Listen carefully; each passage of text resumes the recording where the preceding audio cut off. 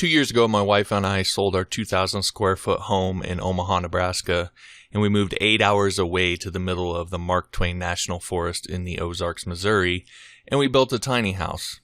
Now, at the time, everyone that we knew thought we were crazy. I had family members of mine who actually told me that I was crazy for doing it, because at that time, things were good. The economy was booming, and it was only the tinfoil hat people that believed in things like collapse. But both my wife and I had agreed that we had a sense that something was coming, because it always kind of does. The economy tends to move in cycles, and things had been on the uptick for a while. We were sort of due for some sort of recession or downturn. Now, what sparks it can be anything. 2008 was a housing collapse. There was a tech collapse before that, etc. So what it can be anything. A housing crisis, a pandemic, whatever it is, it always happens. But now looking back 2 years later at my former life, I can't imagine how stressed out I would be right now with everything that's going on. My primary client has been affected. They've let people go and they've had to reduce hours. And if they were my sole source of income like they were back then, I'd be in a lot of trouble. But that's not the case for me. I don't have a mortgage. My wife and I, again, built a tiny house. We paid all cash for it. I've paid off a ton of bills since then.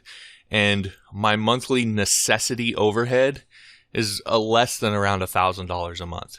And the other side of my business is actually doing better during this pandemic. So as millions of people hit the unemployment line, I've really barely noticed. Now, I'm not here to be a braggart or rub it in the face of people who are suffering, because I know there are people out there struggling, and I've been in that situation. I know how tough that can be. So this isn't for me to rub that in your face or anything like that. It's to make the most important point about this idea of surviving apocalypse. Trust your gut and forget what everybody else has to say. All the people that can call you crazy and all that stuff. Had I not done that, had I listened to the naysayers, my wife and my kids would be paying the price right now. So that's the most important thing. If you feel it's coming, don't let other people talk you out of it. You need to trust your gut.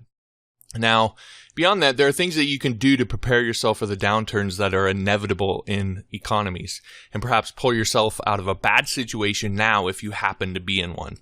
But fair warning on this, there's no sexy, bright, shiny objects here.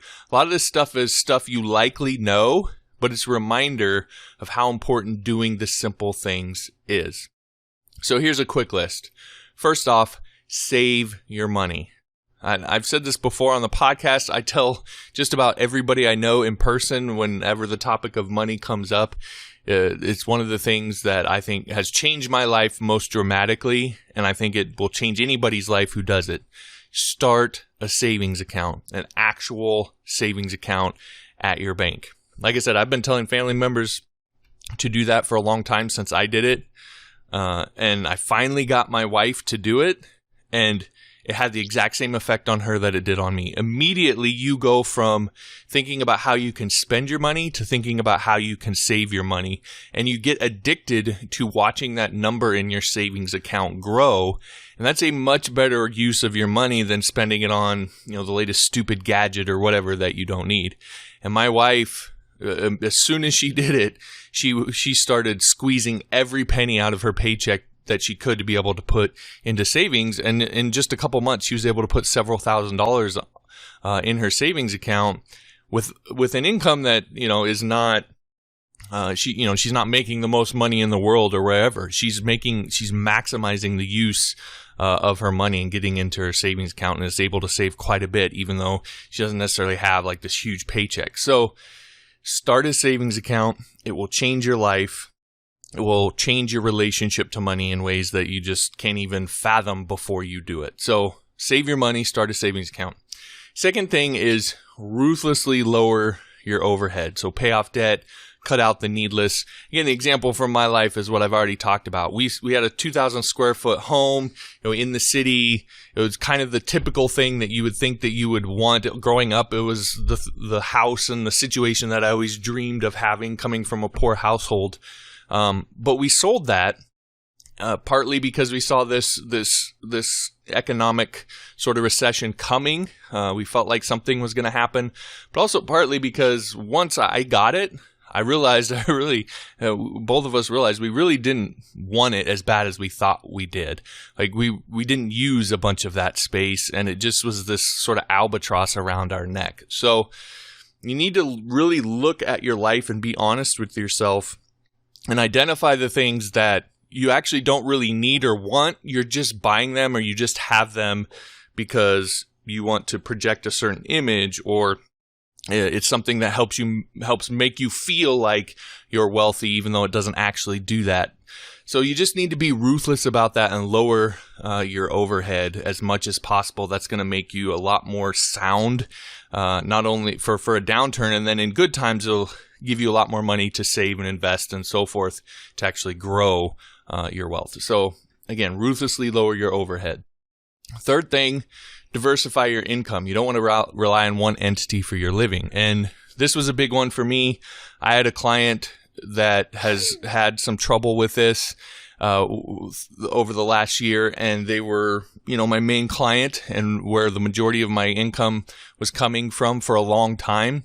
Had I not been working on the other side of my business and building that up, I would have been in real trouble because they had to cut back quite a bit. So you want to make sure that you're not relying on one entity, whether it's a job, whether it's a client, whatever it is. Try to diversify your income in as many ways as possible so that if one goes down, you're not completely out. The fourth thing then, and this is something I'm just getting into, but is investing and taking what you earn and using that to make more. Now you have to be smart about it, but it's a way to make your money actually work for you, which I know you've probably heard 1,000 times, but as I've started to get into it, it really is something where you can take, you make, let's just say $10,000, you can turn that into $11,000 or $12,000 over the course of a year just by investing it smartly, and that extra $1,000 or $2,000 is money you didn't really have to do anything for. So it's just a way to multiply your income and not have to make every dollar that you generate something that you earned and you worked, put in all this work to get. Like, it's a way to sort of get, again, it's cliche, but to get easy money if you do it right. Now, on that, if you have a little extra right now, I think, or my read of it is it's a great time to invest because of the downturn right now. A lot of companies are down, especially airlines and cruise ships and so forth. They were at their highest stock prices in years and are now down a half, a third, or even more right now. So a lot of those companies are going to go back up when this is all over. So you could double, triple, or more what you invest just because of the unique economic situation right now. Now, of course, I'm no expert. I'm just getting into this all. You could 100% lose it all too. I don't know. You need to use your brain and make your own decisions, but it's something to consider given what's going on. Now, on the third thing I just listed above about diversifying your income, one of the essentials of surviving a downturn like this is having a consumer-facing business. So think about Amazon. Their business is actually booming right now because everybody's at home, can't go to stores and so forth, and so there's a lot more ordering going on Amazon, and they've been hiring thousands of people to keep up with it. So that's an example of a business that will actually do better in this sort of situation. Now, for me, lots of people are working from home. They're laid off or worried they're going to get laid off soon. So they're looking for something to do, and they're also looking for a way to survive. And that's likely why many of my freelancing courses have doubled in viewership over the last month. Now, to be honest, I didn't plan that. Right? I didn't think of all this ahead. I wasn't some genius who saw that coming. It just sort of happened. But it is worth noting. First, you want to build a business that you can control so that you can adjust in these times. But you want to build one that does well in normal conditions, but also think about one that will do well in some sort of downturn. So take some time to think that through. What if a pandemic hits, or what if a recession hits, or an economy collapses, whatever? What kind of things will people be wanting? What services can you provide that will fulfill those needs? You may not have the exact right answers, but if you take some time to think about it and set yourself up for that sort of situation, you'll be in a lot better position when something like that actually does happen. So as an example, the MyPillow guy, you've probably seen those commercials. He's making surgical masks now, and that's how he's adapting. Ford and GM are making ventilators. That's what successful businesses do. They plan and adapt. Successful people think about and do things that other people don't or won't. And this just goes back to what I said at the beginning. I had a lot of naysayers, a lot of people, oh, you're wearing your tinfoil hat and all this sort of thing. Successful people think about and do things that other people won't, that other people ridicule. That's how you survive the apocalypse, being willing. In any case, you know the drill at this point. I believe freelancing is the simplest and most secure way to transition from working for someone else, making them wealthy, and being beholden to their decision making, to building your own thing. In many cases, you could take whatever you're doing right now and do it freelance and likely make more as well. But there are things to learn, and that's where I come in. I've been doing this for over 15 years. This isn't my first apocalypse. I've learned a ton over the years going through all of this. So I've created a ton of courses to help you start and grow your freelance business. They're all available for nothing over on Skillshare. So just some examples of the courses. I have the Beginner's Guide to Freelance, Freelancing on Upwork, Turn Content into Clients, 2 Freelancing 101 courses on what services to offer, and also social media marketing. I have a class called Let's Talk Freelance and another one called Why Entrepreneurs Fail. And every one of those is on Skillshare and available for you to access at zero cost. And I dare say by the time you get through all of them, you'll know more about freelancing than most freelancers ever will. And more importantly, you'll have a roadmap to build your pandemic-proof business. So if you want to learn more about how to get free access to those courses, just go to johnmorrisonline.com/Skillshare. It has all of the details. And again, all those courses are on Skillshare. So once you create your account, you get access to all of those courses, plus all their 29,000 plus courses on the site. So again, that's johnmorrisonline.com/Skillshare. All right, that'll do it for this episode. Thanks for listening. We'll talk to you next time.